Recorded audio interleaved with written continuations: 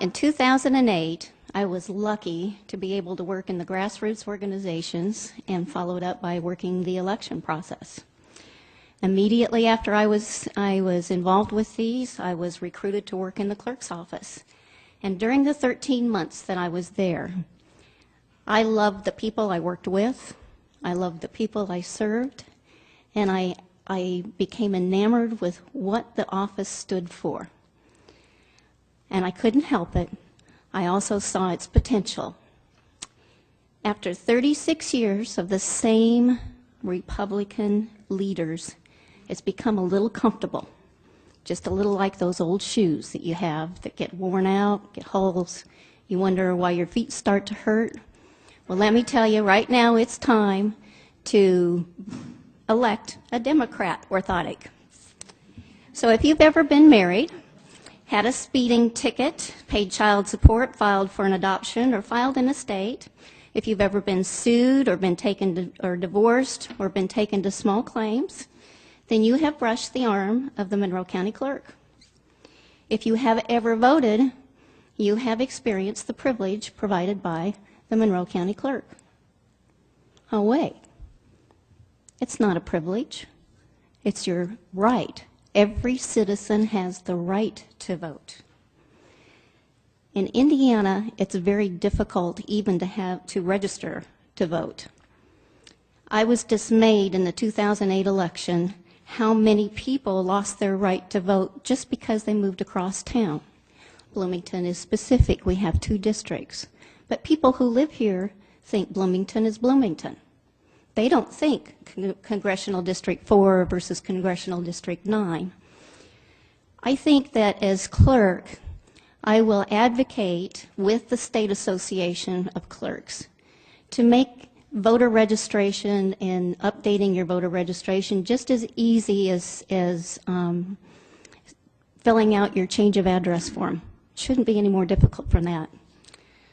As clerk, I will also ensure that we have efficient and organized elections and make you feel secure that your vote is counted the way you intended for it to. You should know that I favor a new paper ballot system that's optically read, it's counted, and it's easily audited. And you should also know that voting is the only place I want more paper in the office. When you visit the clerk's office, I don't know if you help it notice, there's paper in volumes from the floor to the ceiling, wall to wall, and we've even made aisles from the paper. Every time I looked for the document, I had to run my fingers through these old, delicate pages. If I had to make a copy, I took that volume, turned it upside down on the copier, and prayed that the binding didn't break.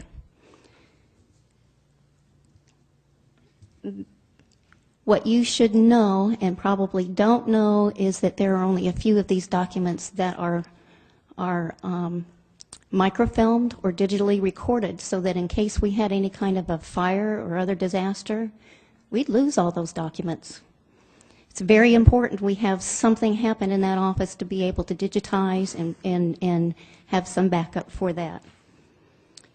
I think the clerk's office, as Mike had talked about earlier, is a wonderful example. They've set an example on how that can happen. In fact, a document that used to take 24 hours in the recorder's office now takes 24 seconds to retrieve. I think we can do that with the resources we have in the office and with the budget we have in the office. And you might ask, why vote for Linda Robbins? Well, let me tell you, I see the big picture. And let me tell you why. I have 35 years experience in management and leadership roles. I earned my master's degree, and I earned it the hard way. I learned it through distance learning and classes at IU while working 60-hour work weeks and raising 2 children of my own. And I'd have to say 9 years later and about $18,000 later, I finally earned my master's degree in healthcare administration. I hold certificates as a human resources generalist, a safety professional, and a medical practice manager. I've developed and implemented budgets and fiscal controls and seen companies through technical upgrades and conversions.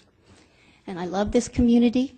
I hope you vote for me May 4th, and thank you very much.